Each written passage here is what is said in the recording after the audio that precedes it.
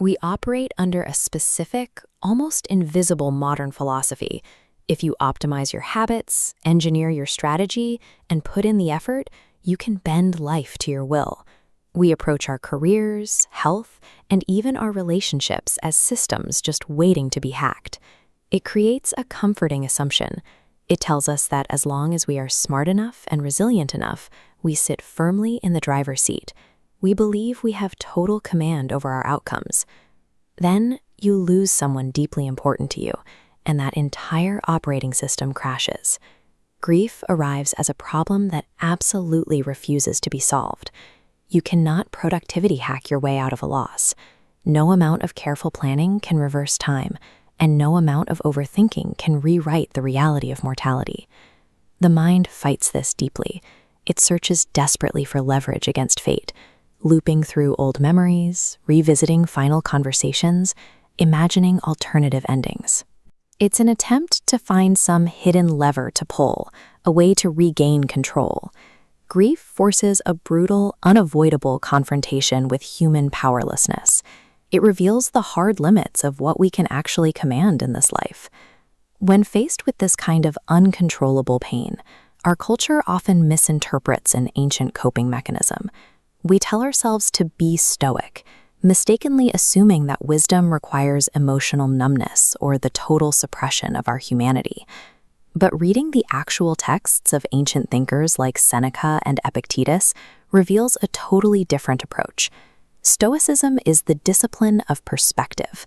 This illustrates the Stoic dichotomy of control. On the left, internal ownership, your choices and actions. On the right, external reality. When grief enters, this division becomes stark. Time and mortality drop heavily into the external column, entirely outside your command. The Stoics realize that we multiply our suffering when we demand that reality conform to our desires, fighting against things we cannot change. True wisdom is the capacity to endure reality exactly as it is, processing sadness without the destructive exhaustion of fighting against the nature of things. Recently, a concept called the let them theory has gained traction online. Beneath its modern phrasing, it is driven by this exact same ancient Stoic logic. The operational rule is simple: let people make their choices, let circumstances unfold, and let the world behave according to its own nature, without trying to intervene or course correct. While this might sound like giving up, there is a critical distinction between passive surrender and active acceptance. Surrender is the passive feeling of being defeated by life. Active acceptance is the deliberate refusal to waste emotional energy fighting unchangeable facts. Shifting from resistance to active acceptance restores human agency in the aftermath of uncontrollable loss. With that agency restored, the primary psychological question changes. Instead of asking, "Why did this happen to me?" you begin to ask, "Who will I choose to become because this happened?" The Roman Emperor Marcus Aurelius reminded himself every morning that his duty as a human being was to continue showing up. Regardless of his internal pain or the chaos around him, he maintained his integrity and his courage. Because reality is unaccommodating, the sun still rises, the emails still arrive, time does not pause to acknowledge what you have lost. Stoicism demands participation in life because moral responsibility and meaning remain possible even while carrying the weight of loss. Our modern reflex is to run from this discomfort.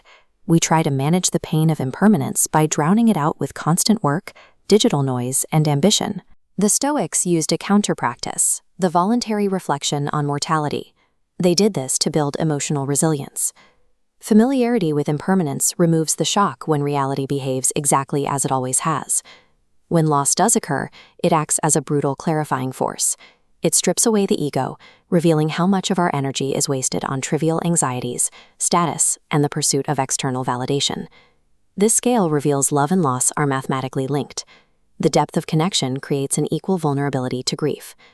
Life's temporary nature is exactly what gives it worth. If existence were infinite, we would stop treasuring it. Mortality sharpens appreciation. The Stoic response is to love consciously right now. It is to appreciate ordinary moments immediately, without postponing your gratitude. Control was always an illusion, but meaning is real. The goal of a well-lived life is to carry the cost of love with clarity, dignity,